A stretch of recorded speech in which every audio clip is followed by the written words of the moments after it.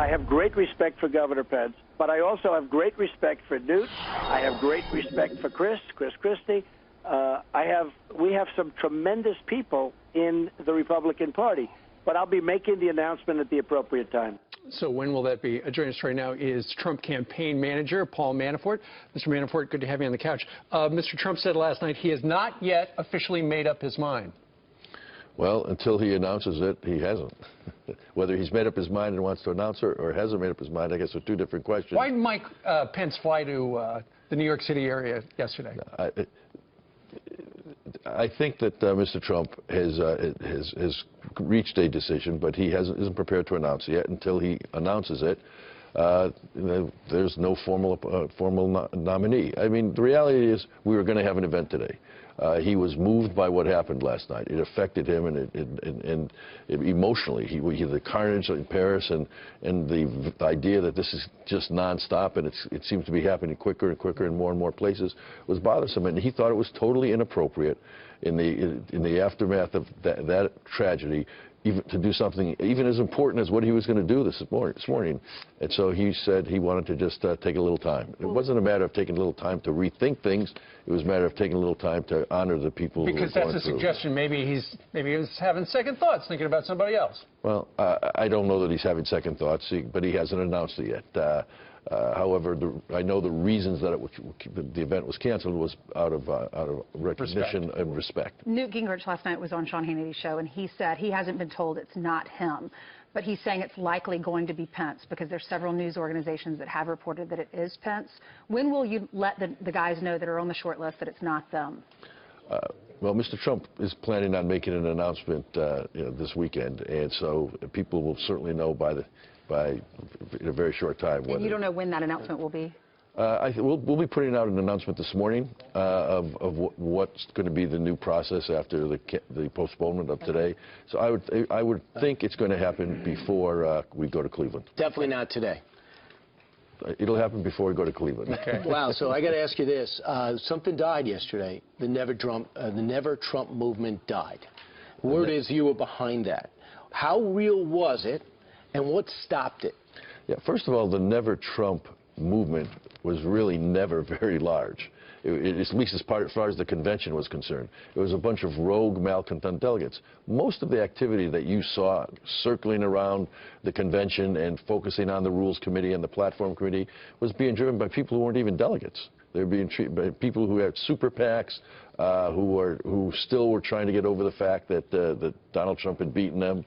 And so in this 24/7 world with super PACs, even though you've lost, you can still stay active. And people did. But, well, Bill Kristol led that. I mean, but the reality is the delegates, have come together. Delegates are, for the most part, people who are elected because they're activists in the party. Now, Donald Trump brought more new people in, but beyond that, there were many delegates who didn't come in as Trump delegates, but now who are avid Trump supporters. Sure.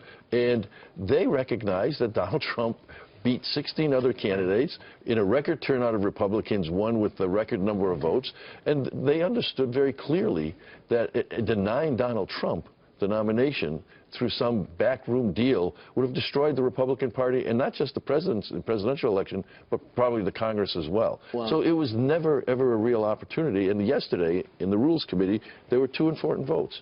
One was to unbind the delegates, to free them to, quote, vote their conscience, and that vote lost 87 to 12. We crushed them. The second vote was to let voters vote their conscience. They got even less votes to the point they didn't even want a recorded vote. So as far as I'm concerned, the Never Trump movement is never more. So it's gone. Let's talk about the RNC and what you plan to accomplish. Everyone says it's going to be different than anything else we have ever seen. We already heard one report was wrong, that Tim Tebow was going to speak. He's not going to speak. He says well, that not was just necessarily. He's saying it's just a rumor. But he's not saying he's not. Well, he's not. What do you plan? Number one, the Tebow question. And number two is, what is going to be different about this convention? Well, first of all, the Tebow issue, and I'm not sure of all the details on it, the Committee of Arrangements, which runs the convention, puts out the announcements. We have been active in suggesting people we thought would speak and wanted to speak and framing a strategy for the convention. But Tim Tebow was never on our list of people who should have been announced yesterday that had accepted and were going to be speaking. The reality is this is going to be a very strong convention and a very different convention. People were saying, well, is it going to be a showbiz convention? No, but it's not going to be a political convention. It's going to be a convention about the people. It's going to be about more than politicians. It's going to be a convention that focuses on 4 things, really.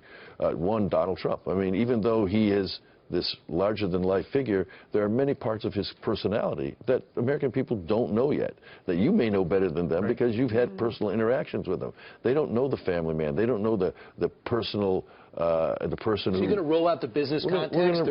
Not just the business, but the human side of him as well. Yeah, we're going to meet his kids.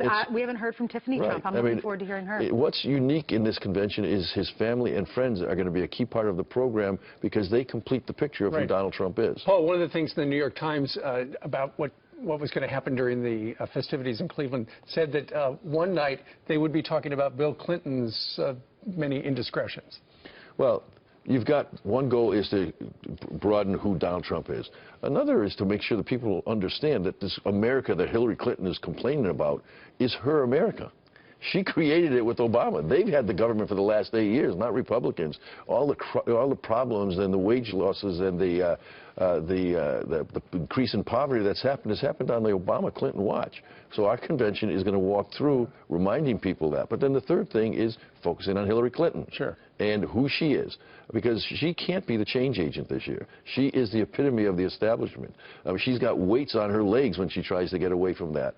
And the convention is going to talk about her record, her character, and her past. And in all 3, we find that that's what drives her negatives, and we think it's going to be a story that the American people don't want in the next president. Since you started to raise money in the end of May, how much have you raised? And is it true that Sheldon Adelson's been asked to shell out a $6 million check for all the corporate sponsors that bailed out of the RNC? On the second point, I have no idea. You're not the RNC. I'm not the RNC. I'd like to have him bail out, write a check for the Trump campaign to that amount of money, but if he could. But we had a very good, actually, we filed our committee at the very end of May, but we really didn't start fundraising. We had one event in May, and the money hadn't even come in by the filing. We really started raising money in June, and our direct mail fundraising didn't even start until almost the end of June, and we had record amount of money coming in. What is it? Paul? What's the number? Do you know? Well, in June, we raised over $51 million, and more important to us, we raised almost $20 million. We did raise $20 million in small donor contributions, where the average contribution was under $100. Okay. And going into the convention right now, according to the latest New York Times poll, you're tied. In some places, we're ahead. Look, the campaign is now, gotten itself into a groove. Mr. Trump is on fire on the campaign trail. He's comfortable in all the various ways in which he's now presenting his candidacy. He's doing rallies, he's doing town halls, he's doing meetings with local media, he's doing prepared speeches talking about his vision. And finally, with the noise being removed of 16 other candidates, his message is being heard. Well, we're going to hear it this week. We'll be with you in Next Cleveland. stop, Cleveland. Thanks so much. Thank you, Paul everybody. Paul, thank you.